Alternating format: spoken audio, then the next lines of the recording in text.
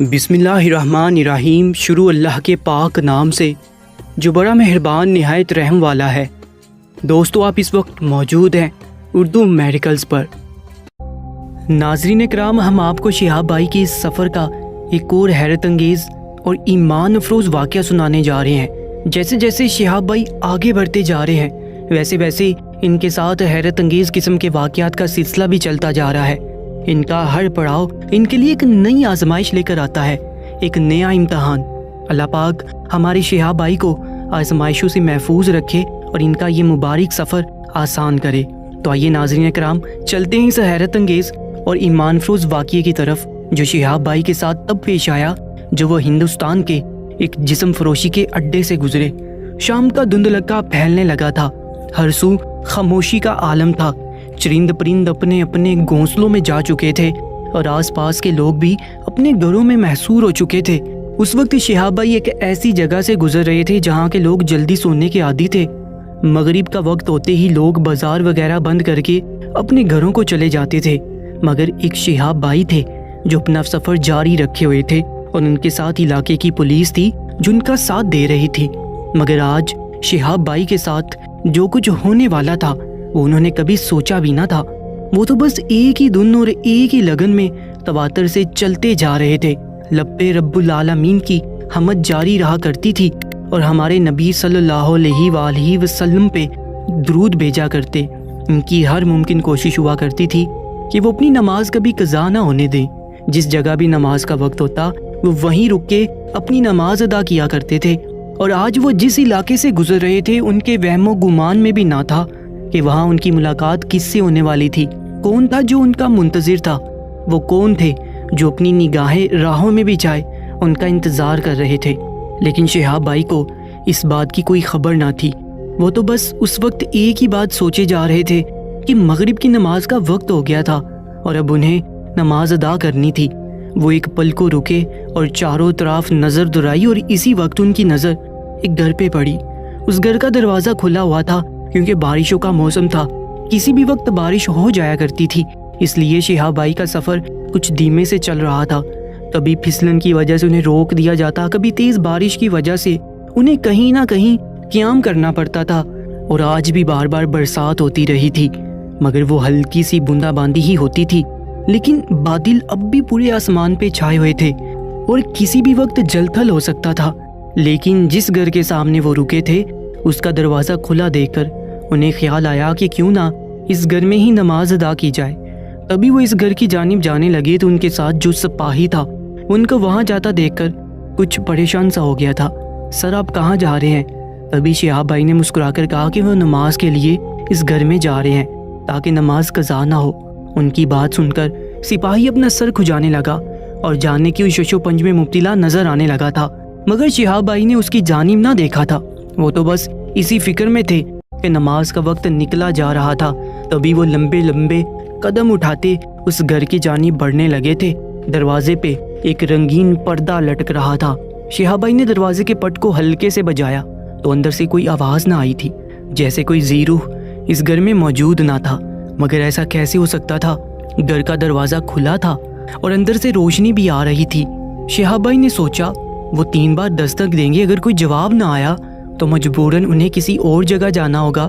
اور اس وقت سڑک کے اطراف صرف خالی میدان ہی نظر آ رہا تھا۔ یہ واحد گھر تھا جو ایک کونے میں بنا ہوا تھا، باقی کچھ گھر میدان میں دور نظر آ رہے تھے جہاں پہنچتے پہنچتے دیر ہو جانی تھی۔ شہاب بھائی نے ایک بار پھر دستک دی تو ایک آواز آئی، کون ہے؟ اندر آ جاؤ۔ یہ ایک خاتون کی آواز تھی جو بڑے عجیب سے لہجے میں بول رہی تھی۔ شہاب بھائی کچھ الجھن میں پڑ گئے تھے، مگر انہوں نے ہمت کر کے اونچی آواز میں کہا، محترمہ، مسافر ہوں، مغرب کی نماز ادا کرنا چاہتا ہوں، اگر پانی مل جاتا تو مہربانی ہوگی۔ ان کی آواز سن کر کچھ لمحے کو خاموشی چھا گئی تھی، لیکن پھر اچانک سے پردہ ہٹا تھا اور ایک انتہائی خوبصورت لڑکی سر پہ دوپٹہ جمائے ہوئے نمودار ہوئی تھی۔ آئیے جناب، تشریف لائیں۔ اس نے نہایت ادب سے ان کو اندر آنے کا کہا۔ شہاب بھائی نے اپنا سر جھکا لیا تھا۔ وہ نامحرم خواتین سے زیادہ بات نہیں کیا کرتے تھے، لیکن اس وقت ان کی مجبوری تھی۔ شہاب بھائی اس لڑکی کے ساتھ جب اس گھر میں داخل ہوئے تو انہیں بہت عجیب سا احساس ہونے لگا تھا۔ اس گھر میں بہت زیادہ خوشبو پھیلی ہوئی تھی اور اندر ایک ہال جیسا کمرہ تھا جہاں بہت سی لڑکیاں اور عورتیں بیٹھی باتوں میں مصروف تھیں۔ شہاب بھائی دل ہی دل میں جذبز ہوئے تھے۔ انہیں لگ رہا تھا کہ شاید وہ کسی غلط جگہ پر آگے تھے، مگر ان کے دل میں اب بھی اپنی نماز کی فکر تھی۔ جیسے ہی وہ وضو کر چکے تو وہی لڑکی ان کے لیے جائے نماز لے کر آئی تھی۔ یہ دیکھ کر وہ کافی حیران ہوئے تھے کیونکہ انہیں اس بات کا اندازہ نہ تھا کہ اس گھر میں مسلمان رہتے ہیں۔ خیر انہوں نے شکریہ کے ساتھ جائے نماز لی اور اپنی نماز کی نیت باندھ لی۔ شہاب بھائی کو نماز پڑھتا دیکھ کر وہ ساری عورتیں اسی کمرے میں آ چکی تھیں اور جانے کیوں وہ یکٹک انہیں کو دیکھ رہی تھی۔ جیسے ہی شہاب بھائی نے سلام پھیرا تو ان سب خواتین کو اپنی جانب متوجہ پا کر کچھ پریشان سے ہو گئے تھے۔ اب وہ اٹھ کر کھڑے ہوئے اور وہاں سے جانے کی اجازت چاہی، مگر انہوں نے سوچا بھی نہ تھا کہ وہ خواتین ان سے کیا مطالبہ کرنے والی تھیں، کیونکہ اب تو شہاب بھائی کو کچھ اندازہ ہو رہا تھا کہ وہ سب کون تھیں، مگر اپنی زبان پہ خاموشی کا قفل لگائے ہوئے تھے۔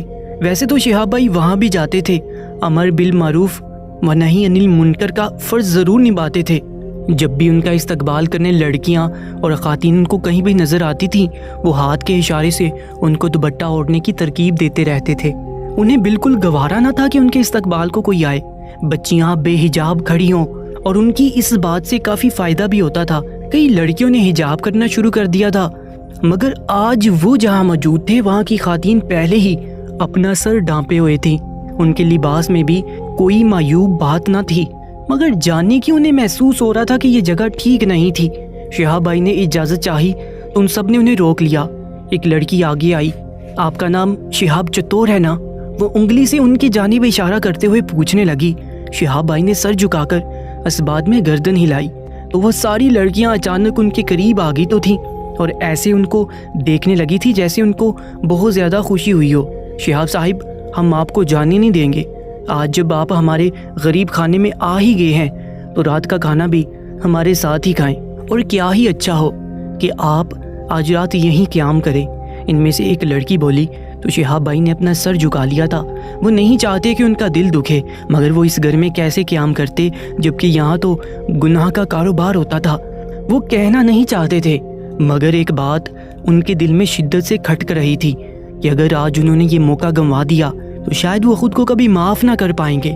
شاید قدرت اسی لیے انہیں اس گھر کے دروازے پر لائی تھی۔ اب شہاب بھائی ایک کرسی پر بیٹھ گئے اور انہیں کہا کہ میں یہاں تبھی قیام کروں گا جب آپ لوگ میری بات مانیں گے۔ شہاب بھائی نے کہا تو وہ سب لڑکیاں ایک دوسرے کو عجیب نظروں سے دیکھ کر بولی، ایسی کیا بات ہے بھائی آپ جو کہیں گے ہم مانیں گے۔ ان میں سے ایک لڑکی بولی تو شہاب بھائی نے کہا، میری بہنوں، پہلے مجھے یہ بتاؤ کہ آپ کا ذریعہ معاش کیا ہے؟ شہاب بھائی نے دھڑکتے ہوئے دل کے ساتھ پوچھا تھا۔ وہ چاہتے تھے کہ کاش ان کا خیال غلط نکلے، مگر ایسا نہ تھا۔ وہ لڑکی جو سب سے آگے تھی اس نے اپنا سر جھکا لیا تھا۔ تبھی ایک لڑکی جو پیچھے کھڑی تھی بولی، ہمارا ذریعہ معاش جسم فروشی ہے۔ یہ سننا تھا کہ شہاب بھائی نے اپنی آنکھیں میچ لی اور دل ہی دل میں استغفار کرنے لگے۔ کچھ دیر خاموش رہنے کے بعد وہ بول اٹھے، میری بہنوں، آپ کو ایسی کیا مجبوری ہے کہ آپ نے یہ گناہ کا راستہ چنا؟ شہاب بھائی کے سوال پر ایک لڑکی بولی، مجھے اپنے چھوٹے بہن بھائیوں کا پیٹ پالنا تھا تو قسمت یہاں لے آئی۔ ایک نے بتایا کہ وہ محبت کے چکر میں گھر سے بھاگی تھی اور اس لڑکے نے یہاں بیچ دیا۔ ہر کسی نے اپنی الگ الگ کہانی سنانی شروع کر دی۔ انہوں نے بتایا کہ یہاں ہر کوئی مجبور ہے، کوئی بھی اپنے شوق سے یہ گنونا کام نہیں کرتی۔ یہ سب سن کر شہاب بھائی رو پڑے اور اتنا روئے کہ ان کی ہچکی بن گئی اور کافی دیر تک زاروں کی طرح روتے رہے۔ انہیں روتا دیکھ کر کئی لڑکیاں بھی رو پڑی تھیں، کچھ اپنے آنسوؤں پہ ضبط کیے ہوئے تھیں۔ شہاب بھائی نے اپنے آنسو پونچھتے ہوئے کہا، میری بہنوں، میری بچیوں، میں تم سے سخت شرمندہ ہوں کہ سماج نے تم سب کو اس راستے پر پہنچا دیا، مگر کیا تم اللہ تعالیٰ پہ یقین نہیں رکھتی؟ انہوں نے سوال پوچھا تو وہ لڑکیاں سر جھکا کر خاموش ہو گئیں۔ میں مانتا ہوں کہ تم اس دلدل میں پھنس گئی ہو، مگر نکلنے کا راستہ اب بھی موجود ہے۔ اگر تم سب وعدہ کرو کہ اس گناہ سے نکلو گی اور توبہ کرو گی تو میرا رب نہ صرف تم سب کو بخش دے گا بلکہ تمہیں یہاں سے نکال لے گا اور ایسی جگہ سے رزق عطا کرے گا جہاں سے تمہیں گمان بھی نہیں ہوگا۔ یہ سن کر وہ لڑکیاں رونے لگیں۔ شہاب بھائی، آپ کا سماج ہمیں قبول نہیں کرے گا، ایک لڑکی روتے ہوئے بولی تو شہاب بھائی نے اسے دلاسا دیا، جب تم توبہ کرو گی تو اللہ تعالیٰ راستے نکالے گا۔ اور میں ایک خاتون کو جانتا ہوں جو بہت بڑی NGO سے تعلق رکھتی ہے، وہ نہ صرف تم سب کے نکاح کا بندوبست بھی کرے گی بلکہ آپ سب کی ہر ممکن مدد بھی کرے گی، بس آپ ارادہ کرو۔ تبھی وہ ساری لڑکیاں خوشی سے رونے لگی کہ کیا انہیں اس نجاست والی ناپاک گندی زندگی سے چھٹکارا مل سکتا ہے۔ شہاب بھائی نے اسی وقت اس خاتون سے رابطہ کیا اور ان کو ساری حقیقت بتا دی۔ انہوں نے وعدہ کیا کہ وہ بہت جلد وہاں پہنچ جائیں گی۔ شہاب بھائی نے ان سب کو کہا کہ آپ سب ابھی نماز توبہ ادا کریں اور اپنے رب پر بھروسہ رکھیں، آج کے بعد یہ جگہ پاک صاف ہونی چاہیے۔ ان سب نے وعدہ کیا اور نماز ادا کی۔